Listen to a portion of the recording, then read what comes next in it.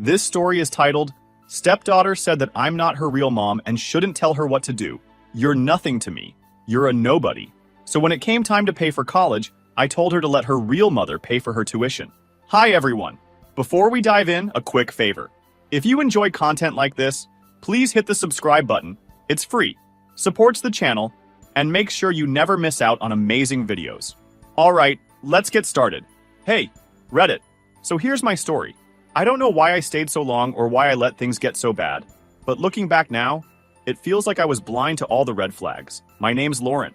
I'm 46, and I own a bakery in Philadelphia. It's my pride and joy, something I built up from scratch with a lot of sweat and long nights. It's small, but successful, and I've always worked hard to make it a welcoming spot for the neighborhood. About 7 years ago, I met Greg. He was this contractor I hired to renovate the bakery when I was trying to expand. Right from the start, he had this way of making you feel like you could trust him. He wasn't bad looking either. Tall, dark hair, nice smile. He'd always take the time to chat with me when he was on a break, telling me about his life. He had this way of making it sound like he'd been through a lot, but was working hard to overcome it, you know? He talked about his daughter, Chloe, who was 11 at the time. He said she was his whole world, and that he'd been raising her on his own after his ex-wife, Nina, lost custody. According to him, Nina was irresponsible and caused a lot of chaos in their lives. So Greg had stepped up as the solid parent. He made it sound like he was some kind of superhero dad. And honestly, I ate it up. I thought, wow, what a good guy, taking care of his kid like that. Within a year, we were talking about marriage. Greg had this way of making everything sound like we were building a life together. He'd say things like, Chloe and I would love to have a real family again. And I guess I let myself believe that I could give them that. It wasn't just about Greg. It was Chloe too. She was shy at first, but sweet in her own way. I wanted to give her a stable, happy home, something I didn't really have growing up. So, we got married. Greg and Chloe moved into my house, which was bigger and closer to better schools for her. At first, it was great. We did family dinners, game nights, and weekend outings. Chloe seemed to be warming up to me. And Greg? Well, he seemed perfect. He'd help around the house, tell me how much he appreciated me, and remind me that we were building a future together. But looking back, the cracks started showing pretty early on. 4 years after we got married, Greg told me he was leaving his contracting job. He said the management was toxic and that he couldn't stand the way they treated him. I was sympathetic at first. I mean, everyone deserves to work somewhere they feel respected, right? He said he just needed a little time to figure out his next step, and I didn't question it. Chloe, on the other hand, seemed to be adjusting well to her new school and neighborhood. She was making friends, joining clubs, and even started talking about college plans. One day, she came home from school and said she needed a $200 calculator for some advanced math class. I told her I'd look into it, but before I could even finish the sentence, she snapped, "What's there to look into? I need it." Greg, who was sitting on the couch scrolling through his phone, chimed in with, "Just get it for her, Lauren. It's for school." Like, excuse me? I'm already paying for everything, and you're just going to sit there and tell me what to do with my money? I should have said something then. I should have set boundaries, but I didn't. I wanted to keep the peace. I told myself, this is what families do. You support each other. So I bought the damn calculator and pretended it didn't bother me. But deep down, I was starting to feel like I was being taken advantage of. The thing that really got to me was how Greg talked about our future while doing absolutely nothing to contribute to it. He'd sit there with his coffee, telling me about these grand plans to start his own business. Once I get it up and running, Lauren, you'll see. I'll make sure you don't have to work so hard anymore. It sounded great in theory, but there was zero follow-through. He didn't even have a business plan. It was all talk. Okay. At first, I tried to be understanding of Greg quitting his job. Everyone hits rough patches, right?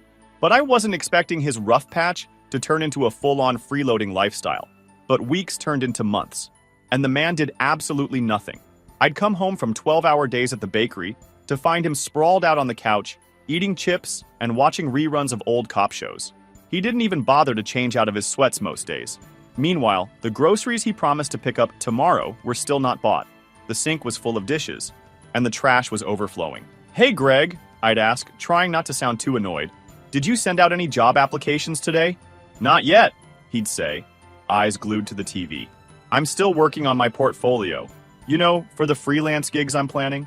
Oh, the freelance gigs. Let me tell you about those. Apparently, Greg's big plan was to start some kind of home renovation consulting business. He talked a lot about pivoting his skills and being his own boss. Sounds impressive, right? Except he never actually took any steps toward making it happen. No website, no business cards, no marketing, nothing. One time, I even offered to help him set up an Instagram account to showcase his work. I thought maybe if he had a platform, he could attract clients. But he just shrugged and said, "I'll get to it later. Social media is not my thing." Like, dude, it's 2023. If you're trying to start a business, you need some kind of online presence. While Greg was busy planning his imaginary empire, I was footing the bill for literally everything. Mortgage, Mr. Utilities, Mr. Groceries, you guessed it, me. Chloe's school expenses, oh yeah, also me. And let's not forget Greg's little hobbies. He started getting into woodworking as a stress reliever, which meant I was buying him expensive tools and supplies that sat untouched in the garage. One day, I came home from the bakery and found a $400 saw sitting in the living room. "What's this?" I asked, holding up the receipt. "Oh, that's for my new project," Greg said, not even looking up from his laptop. "I'm going to build a custom coffee table for the living room." "Greg, we already have a coffee table," I pointed out. "Yeah, but it's not personal, you know? I want something that represents us." The coffee table never got built. The saw stayed in the box for weeks, until I eventually shoved it into the garage to get it out of sight. Meanwhile, Chloe was catching on to her dad's vibe and started acting like the world owed her too. Every time she wanted something, she'd just assume I'd buy it for her. She didn't even bother asking Greg because, let's be real, he was just as broke as she was. "Lauren," she said one evening, sliding her laptop across the table toward me, "I need this jacket for school. It's for the senior trip." The jacket was $250. A jacket for one trip. "Chloe, that's really expensive," I said. "Can't we find something similar that's a little cheaper?" She rolled her eyes so hard, I thought they might fall out of her head. "It's mandatory," she said, like I was being unreasonable. "Everyone else is getting one." Before I could say anything, Greg chimed in from the couch. "Just get it for her, Lauren. It's not that big of a deal." Like an idiot, I caved. I swiped my card, told myself it wasn't worth the argument, and tried to move on. But it didn't stop there. Oh no. Chloe started treating me like her personal ATM. Need money for a field trip? Ask Lauren. Want the newest iPhone? Lauren will pay for it. She didn't even say thank you most of the time. It was just expected. One day I overheard her talking to one of her friends on the phone. "Yeah, my stepmom's loaded," she said, laughing. "She doesn't even care how much stuff costs." I just stood there, stunned. Is that what she thought? That I didn't care? That I was just some endless source of money? Greg wasn't any better. He started making these little comments that rubbed me the wrong way. Like, if I ever complained about how busy I was at the bakery, he'd say, "Well, at least you're making good money." Or if I brought up the bills, he'd go, "You're doing fine, Lauren. Why stress about it?" Why stress? Because I was paying for 3 people on one income, Greg. That's why. One night, after a particularly long day, I decided to sit Greg down for a serious talk. "Listen," I said, "I'm happy to help while you're figuring things out, but this can't go on forever. You need to start contributing, Greg. We're supposed to be a team." He looked at me like I'd just told him to walk to Mars. "I am contributing," he said. "I help around the house, don't I? I take care of Chloe." "Greg," I said, trying to keep my cool, "helping around the house isn't the same as paying bills. And Chloe's almost 18. She doesn't need a babysitter." He sighed like he was the one being inconvenient. "Lauren, I just need more time. You've got the bakery. It's not like we're struggling." That was the moment I realized Greg didn't see me as a partner. He saw me as a provider, someone who would keep everything running while he coasted through life. I decided to give him one last chance. "Okay," I said, "but you need to have a concrete plan by the end of the month. No more excuses." He nodded, but I could tell he wasn't taking me seriously. And surprise, the end of the month came and went with no plan, no job, and no change. I started feeling trapped, like I was carrying the weight of the entire household on my back while Greg and Chloe just sat there, taking advantage of me. I loved my bakery, but it felt like all the joy was being sucked out of my life because I was working so hard to support 2 people who didn't appreciate me. When I look back, I should have put my foot down sooner. But at the time, I kept telling myself it was just a phase, that Greg would snap out of it, that Chloe would grow up and start acting responsibly. I wanted so badly for us to be a happy family that I ignored all the signs that it wasn't working. But things were about to get a whole lot worse. By the time Chloe's 18th birthday rolled around, I was so desperate to keep the peace in our house that I didn't even realize how much I was bending over backward for people who didn't give a damn about me. Chloe had been dropping hints for months about how her birthday needed to be epic because it was the big one. You know, turning 18 and all. She wanted it to be the kind of party her friends would talk about for weeks. "Lauren, can we have the party at the bakery?" she asked one evening while scrolling on her phone. "It's like super cool, and my friends are always saying how classy it looks." Classy? Sure, but classy doesn't come cheap. I hesitated for a moment, knowing full well this would cost me more than I was comfortable spending. Before I could even answer, Greg chimed in, "Come on, Lauren. It's her big day. Let's make it special."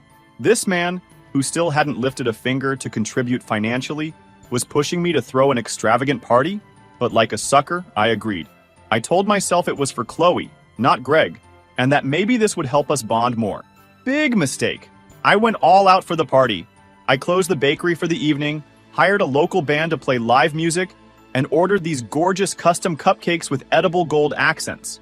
I even let Chloe pick out the decorations, which included some ridiculous balloon arch that cost nearly $500. But hey, I wanted her to feel special. In the days leading up to the party, Chloe was buzzing with excitement. She kept talking about how her friends were going to love it and how it was going to be the best night ever. I asked her for a guest list so I could plan accordingly, but she kept brushing me off. "Don't worry about it, Lauren," she'd say. "It's just a small group of friends." I should have known better. The night of the party, I showed up early to make sure everything was perfect. The bakery looked stunning, and I was actually kind of proud of what I'd pulled off. Chloe arrived about an hour later, dressed to the nines in a designer dress I had bought her. She looked amazing, and I could tell she felt like a queen. Her friends started trickling in, and soon the place was packed. Not just with her classmates, but also with random people I'd never even heard of. It was chaos. Kids were running around, snapping selfies, and blasting music louder than I was comfortable with. But Chloe looked happy, and I figured that was the point. Then, just as I was starting to relax, she walked in. Nina, Chloe's mom. I knew it was her the second I saw her. She had this air of entitlement, like she owned the place. She was wearing this gaudy outfit that didn't match the vibe of the party at all, and her lipstick was smeared like she hadn't checked a mirror all night. She walked right up to Chloe, arms wide open, and yelled, "There's my baby girl!" Chloe froze for a second, glancing nervously at me, but then she hugged her mom like nothing was wrong. "Mom, you made it," she said, smiling. Made it? I hadn't invited her. I didn't even know Chloe had invited her. But there she was, acting like she belonged. I tried to keep my cool, but my heart was racing. I walked over to Greg, who was standing in the corner sipping a soda like he was a guest at someone else's party. "Greg," I said quietly, "did you know Nina was coming?" He looked at me like I'd just asked him if the sky was blue. "Of course I did," he said. "Chloe told me she wanted her mom here. I didn't think it'd be a big deal." Not a big deal? The woman hadn't shown up sober to a single event in years, and now she was at my bakery, crashing a party I paid for? I was furious, but I didn't want to cause a scene. Not yet. I tried to avoid Nina, but she made that impossible. She was everywhere, hugging Chloe, chatting with her friends, and loudly telling stories about how she used to throw parties just like this when Chloe was a kid. It was infuriating. Then, as if she hadn't already made her presence loud enough, she walked up to my table where I was sitting with Greg and Chloe and said, "This is my spot. Move." I stared at her, trying to process what she'd just said. "Excuse me?" I replied. "This is my daughter's party," she snapped. "I'm her mother. I should be sitting next to her, not you." I looked at Greg, hoping he'd step in, but as usual, he just stared at his drink like it was the most interesting thing in the world. Chloe, who was sitting next to us, didn't say a word either. She just looked down at her phone, pretending not to notice. "I'm not moving," I said firmly. "There are plenty of empty seats. Feel free to pick one." Nina's face turned red. "Oh, look at you," she sneered. "The big bad stepmom who thinks she can replace me. Guess what? Money can't buy love." Before I could respond, she grabbed a plate of food off the table and hurled it onto the floor. The sound of breaking glass echoed through the room, and everyone stopped talking. It was dead silent. "Get out," I said, my voice shaking with anger. "You're not welcome here." Nina laughed like I'd told a joke. "Oh, you think you can kick me out? You're nothing, Lauren. Nothing." I signaled to the bakery security staff. Yes, I had security, because I wasn't stupid enough to think a party full of teenagers wouldn't need supervision. They escorted Nina out while she screamed and caused a scene in front of all the guests. Chloe looked mortified. And Greg? He still didn't say a damn word.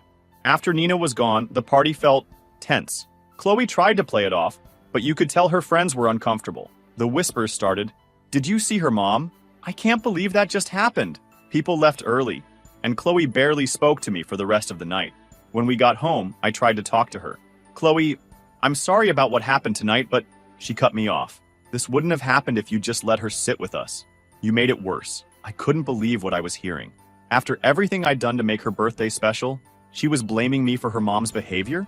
I looked at Greg, hoping for backup, but he just muttered, "Let's talk about this tomorrow."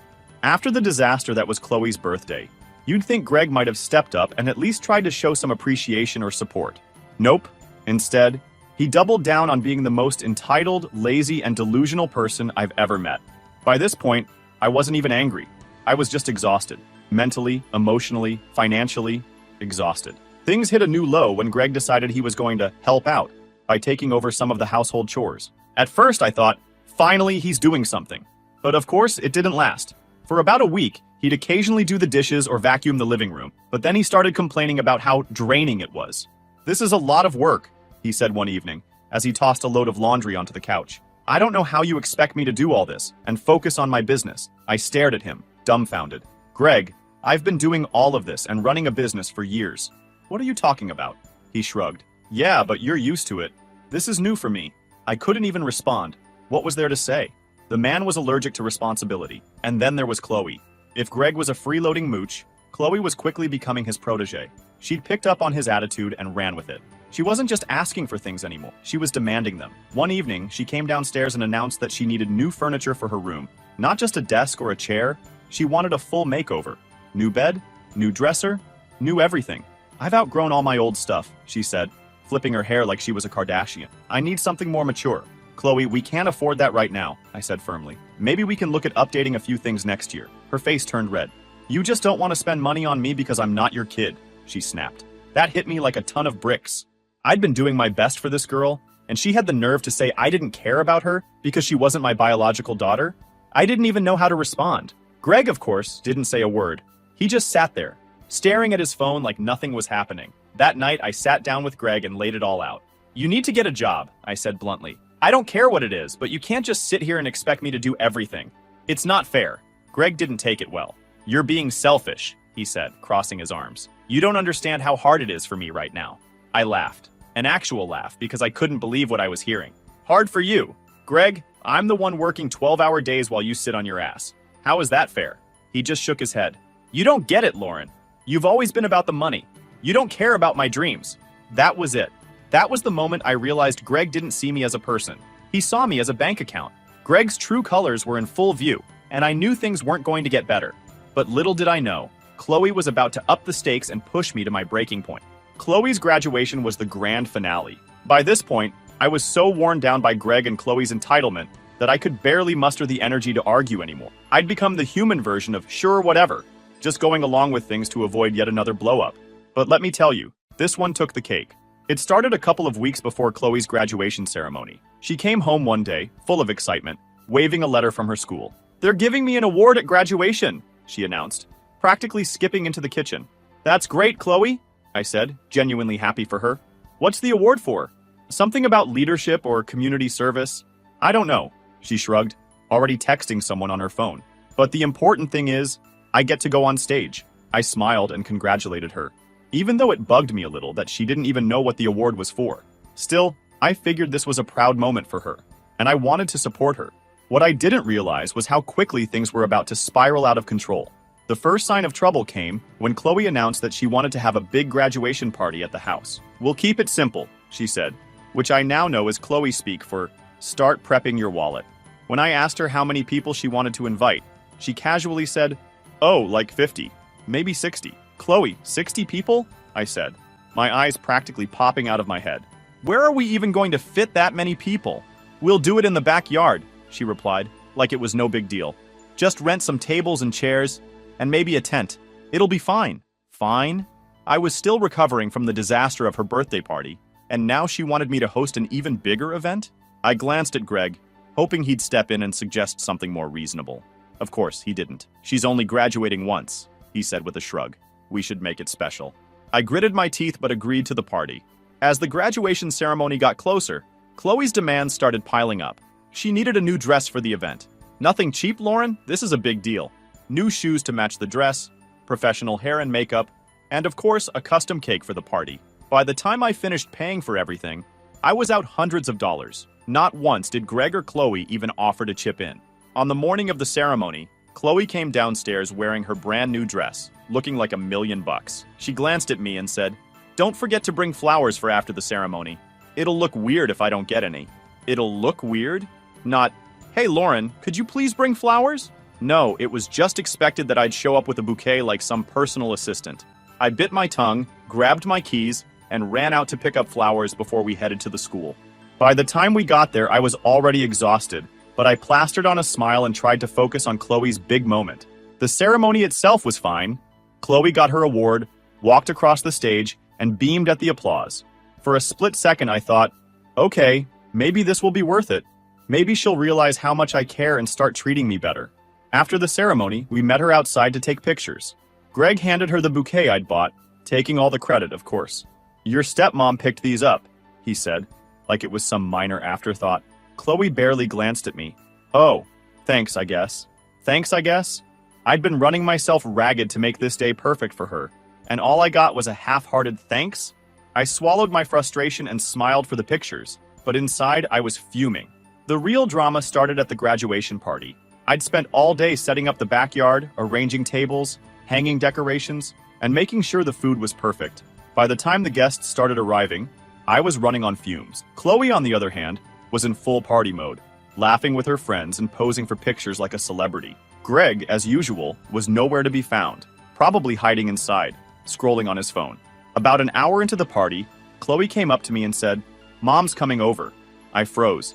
"What do you mean, Mom's coming over?" "She wants to congratulate me," Chloe said, as if it were the most normal thing in the world. I told her to stop by. "Chloe," I said, trying to stay calm, "after what happened at your birthday, I don't think it's a good idea for Nina to come here." Chloe rolled her eyes. "That was your fault, Lauren. If you hadn't been so rude to her, none of that would have happened."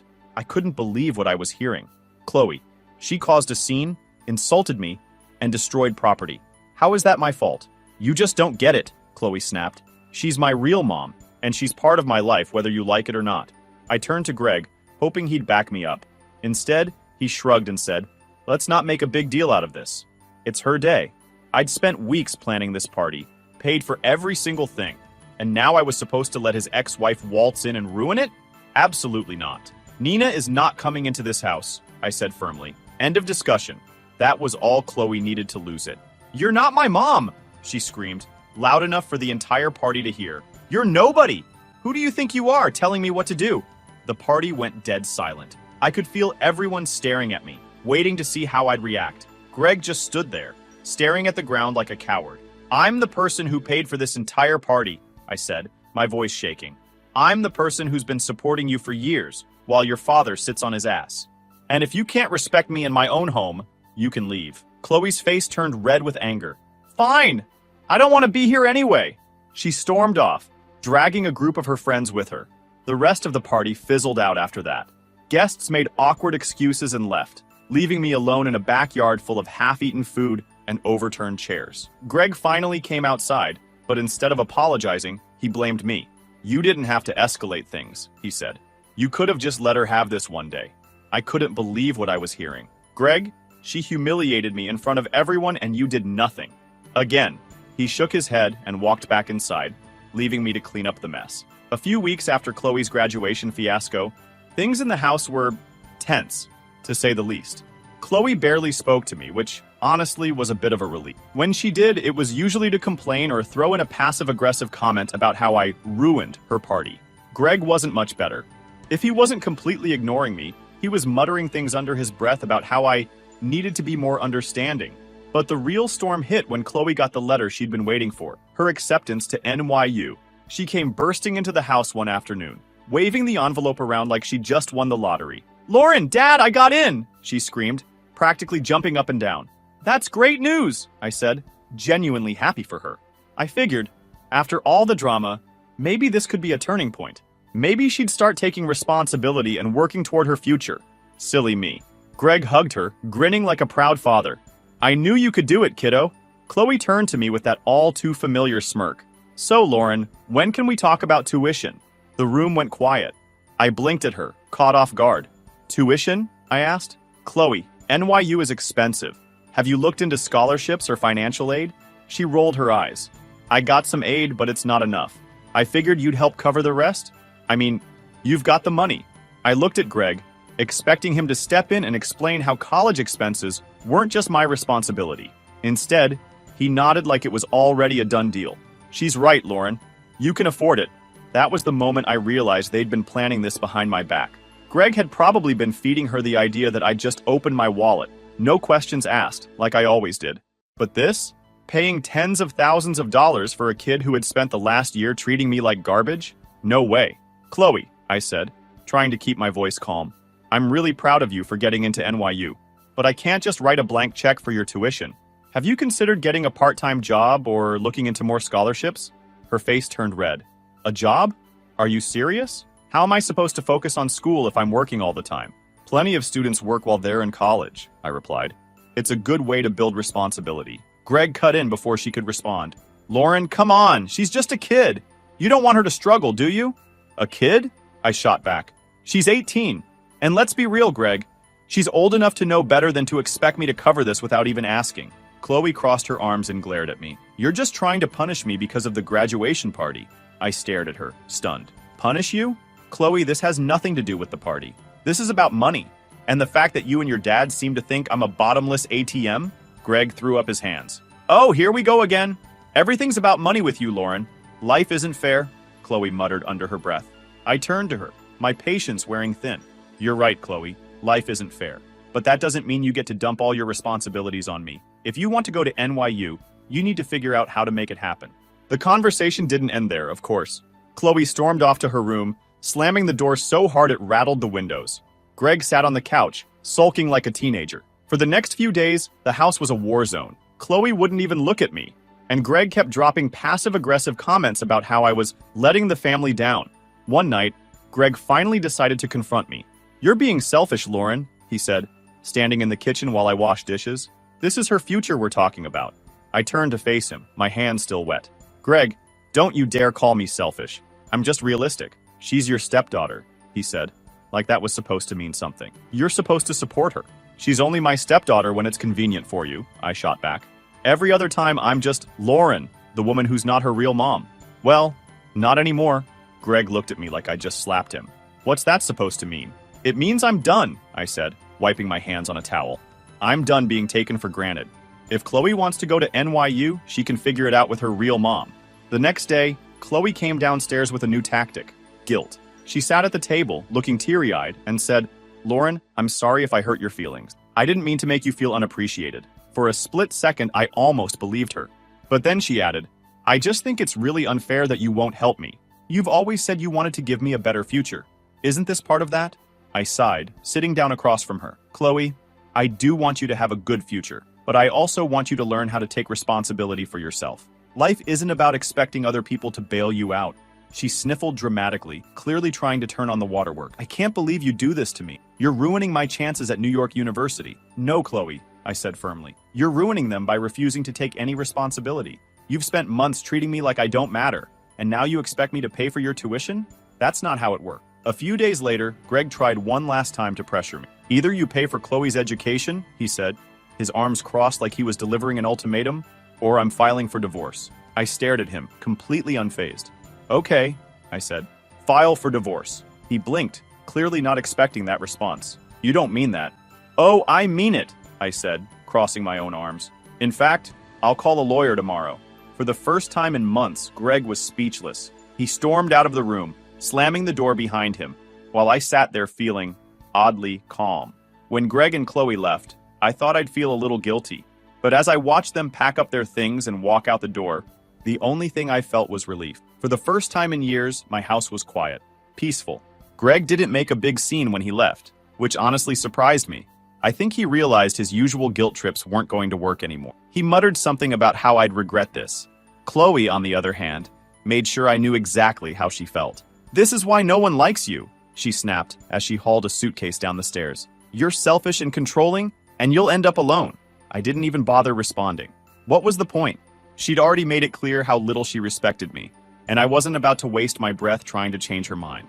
Instead, I stood in the doorway and watched as they loaded their stuff into Greg's car. The divorce was finalized quickly, thanks to the prenup I'd insisted on. Greg tried to contest it, claiming he deserved a share of the bakery. My lawyer shut that down fast. I heard bits and pieces about them through mutual friends. Apparently, they were living in a tiny apartment across town. Greg was trying to restart his contracting business, but it wasn't going well. He'd burned a lot of bridges in the industry, and word had gotten around about his poor work ethic. Chloe, meanwhile, had deferred her enrollment at NYU because she couldn't afford the tuition. She was working at a mall, complaining to anyone who would listen about how unfair her life was. One day, I got a message from Chloe. It was short and clearly written in a hurry. "I'm sorry for everything.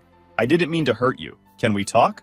I stared at the message for a long time, debating whether or not to respond. A part of me wanted to believe she'd finally realized how unfair she'd been, but another part of me knew better. Chloe wasn't reaching out because she cared. She was reaching out because she needed something. Money, most likely. I decided not to respond. I wasn't interested in reopening that door. A few weeks later, Greg tried his luck. He called me one evening while I was at the bakery, working on plans for the grand opening of the second location. "Hey, Lauren," he said, his voice dripping with fake sincerity. "I just wanted to check in. How are you doing?" I almost laughed. "What do you want, Greg?" I asked, cutting straight to the point. There was a long pause before he finally admitted why he was calling. "I was wondering if you'd be willing to help Chloe out. She's really struggling right now, and I know you care about her deep down." I felt my blood boil. "Greg, let me make this clear. Chloe is not my responsibility. I'm done. If she's struggling, that's on you. And her."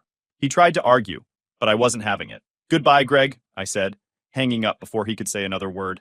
That was the last time I heard from them.